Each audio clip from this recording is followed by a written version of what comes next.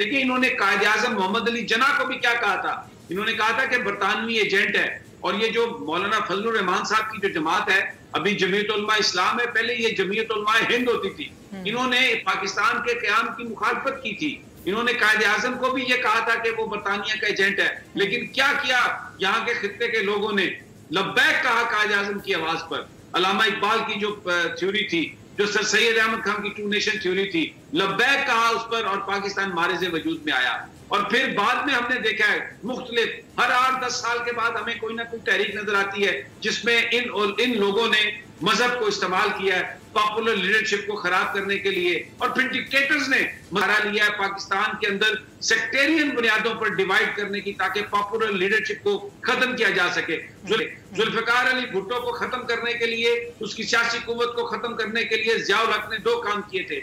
Ethnicity की बुनियाद पर उसने MQM बनाई कराची में, और अंदरून सिंध उन्होंने जो नेशनलिस्ट मूवमेंट थी उनको उन्होंने फंडिंग की। और फिर मजहबी बुनियादों पर जो मजहबी लोग हैं उनको अलहदा करने की, इस मुआशरे को डिवाइड किया ताकि जो पॉलिटिकल फोर्स थी, जो एक पॉलिटिकल ताकत थी, उसको तोड़ा जा सके। अभी भी इमरान खान एक पॉलिटिकल ताकत है, एक लिबरल फोर्स है, एक ऑनेस्ट फोर्स है, जो पाकिस्तान के लोगों की जिंदगी को तब्दील करने की कोशिश कर रहे हैं, जो करप्शन को रोकने की, लूटा हुआ माल लाने की कोशिश कर रहे हैं। तो ये आखिरी पत्ता है इनका कि उसको मजहब के बुनियाद पर ब्लैकमेल करने की कोशिश की जाए। लेकिन ये कोशिश की गई आलमगीर खान साहब की तरफ से, PTI के वो MNA हैं, MPA हैं मेरे ख्याल में, MNA हैं, तो उधर तो देखे ना बिलावल साहब, पीपल्स पार्टी, लिबरल, वहां पे उनको गिरफ्तार कर लिया गया। देखिए, फिक्सड जो है, आलमगीर खान ने आके क्या कहा, उसने एक वो एहतजाज, छोटा सा एहतजाज कर रहा था ना, और कितने लोग थे उसके साथ, लेकिन पीपल्स पार्टी ने क्या किया, अपने लोगों को बुलाया, पुलिस की सरपरस्ती में हमला करवाया। जिस तरह नून लीग ने लाहौर में मॉडल टाउन में पुलिस की सरपरस्ती में गुल्लू भट्ट भेजा, जिसने आके गाड़ियां तोड़ी और फिर बाद में गोलियां भी चली, वो तो खैर पुलिस ने भी चलाई, लेकिन कराची में भी यही हुआ। अब देखें ना, इनमें ये फैशिस्ट एक तरीका वारदात है। ये क्या, किस किस्म की ये जमहूरियत की बात करते हैं? ये आगे कहते हैं जी कि हमें दबाने की कोशिश की जा रही है। वो बंदा एक MNA, अब ये बताएं, अब क्या फिर इलेक्टेड लोगों का इनके पास क्या ये उसको रिस्पेक्ट देते हैं? बस फिर इसका ये मतलब है कि जैसे पंजाबी में कहते हैं कि मेरे बदमाश चंगे ने, यानी आप जो करें वो ठीक है, आप जिसके साथ हैं वो ठीक है, लेकिन कानून की कोई बात नहीं है, अक्रॉस द बोर्ड कोई बात नहीं है। तो ये बेसिकली ये जो वाकयात हैं ये इनको एक्सपोज कर रहे हैं। अच्छा, बिलावल साहब से आज ये सवाल किया गया इस हवाले से, इनकी गिरफ्तारी के हवाले से, तो उन्होंने कहा कि अल्लाह का शुक्र अदा करें कि ना इस वक्त नून लीग की गवर्नमेंट है और ना ही इस वक्त मौलाना साहब की गवर्नमेंट है। अगर मौलाना साहब की गवर्नमेंट होती तो इनको लग पते जाते। This is what he said. देखिए ना, ये क्या लग क्या पते जाते पाकिस्तान के लोग। आप, ये कोई किंगडम थोड़ी है कि यहाँ पर आकर कोई बंदा अपनी बिल से फैसला करेगा।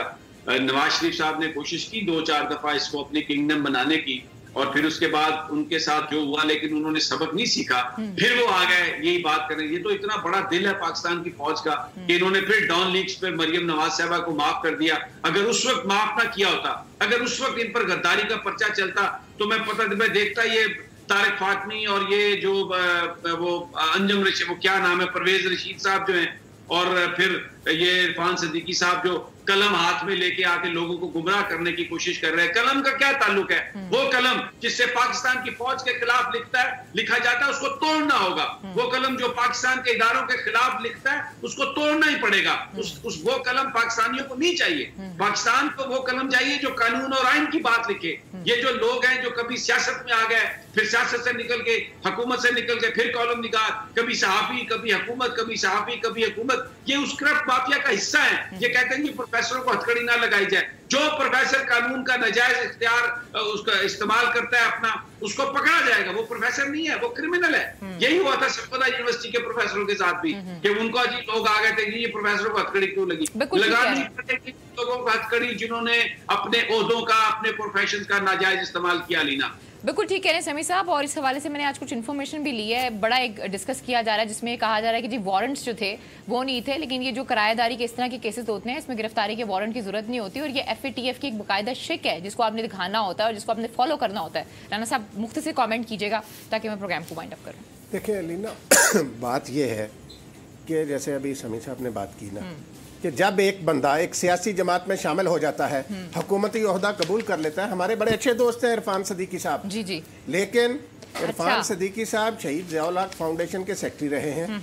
इरफान सदीकी साहब OPF के डायरेक्टर एजुकेशन रहे हैं।